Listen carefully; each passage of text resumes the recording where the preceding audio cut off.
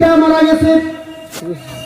এই যে জনম দুঃখী মা কত কষ্ট করে আপনাকে লালন পালন করেছে, মানুষের বাড়ি বাড়ি গিয়ে কাজ করে করে আপনাকে লালন পালন করে বড় করেছে, প্রতিষ্ঠিত করেছে।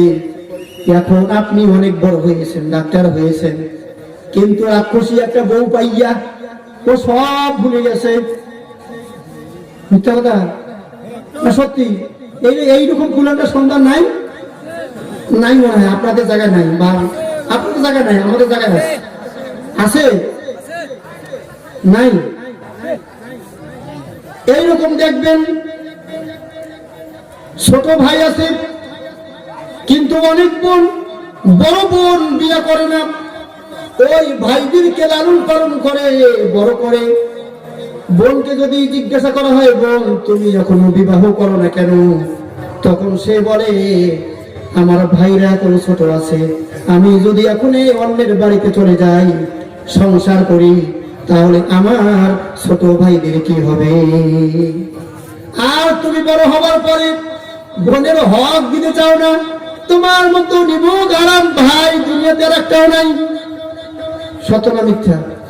কত এখন আসল জায়গায় হাত দিচ্ছেন।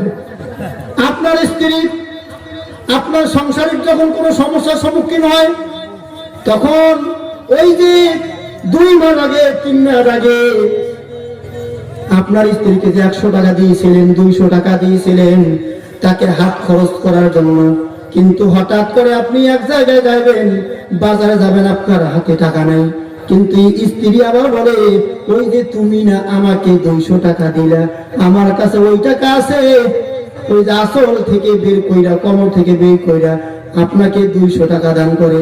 সত্য না মিথ্যা? কোন সত্য না মিথ্যা? যদি না কোনো সমস্যা আছে তো বাড়িতে ভাই, সত্য না মিথ্যা? ওরা কিন্তু টাকা আপনি যেই টাকা দিবেন আপনাকে দেয় কি দেয় না? আপনার সংসারের মধ্যে কোনো যদি সমস্যা হয়, আপনি কোনো ব্যবস্থা করতে পারতেছেন না, বাপের কাছে ফোন দেয়, বাবাজি ও ভাই অনেক সমস্যা হয়ে গেছে, কিছু টাকা লাগবে, সহায়তা বা সাহায্য করে কি করে না? করে কি করে না? আল্লাহর পয়গম্বর বিশ্ব নবী রাহমাতুল্লিল আলামিন হেরা গুহা থেকে যখন আসলেন, আল্লাহ রাসূল ভাই কম্পন সৃষ্টি হয়ে গেছেন, জ্বর আসতেছে, তখন তিনি খাদিজাতুল কুবরাকে ডাক দিয়ে বললেন আমার অনেক ভয় লাগতেছে, আমার জীবন নিয়ে আমি শঙ্কিত। তখন আম্মা জান, তখন মা খাদিজাতুল কুবরা ডাক দিয়ে বলেন যে তোমার কোনো ভয় নাই, আমি তোমার সাথে আছি। তখন তিনি এমন কিছু বাক্য বলেছিলেন যে ও পয়গম্বর আপনি তো অন্যের হক মারিয়ে খান নাই, আপনি কেন এত টেনশন করেন? আল্লাহ তাআলা আপনাকে কোনো সমস্যার সম্মুখীন করবে না।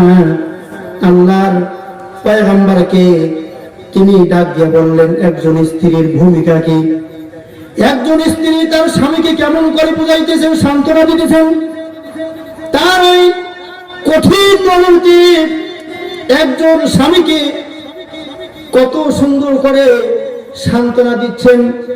মা বোনেরা লক্ষ্য করুন, স্বামীর সাথে খালি ঝগড়া করলে হয় না, মাঝে মাঝে সান্ত্বনাও দিতে হয়, ঠিক না ঠিক? আম্মা জান বলেন, মা ডাক দিয়ে বলেন ইন্নাকা লাতাসুলির রহিম, আপনি তো আত্মীয় স্বজনের সঙ্গে ভালো আচরণ করেন, তা আপনি কেন টেনশন করতেছেন?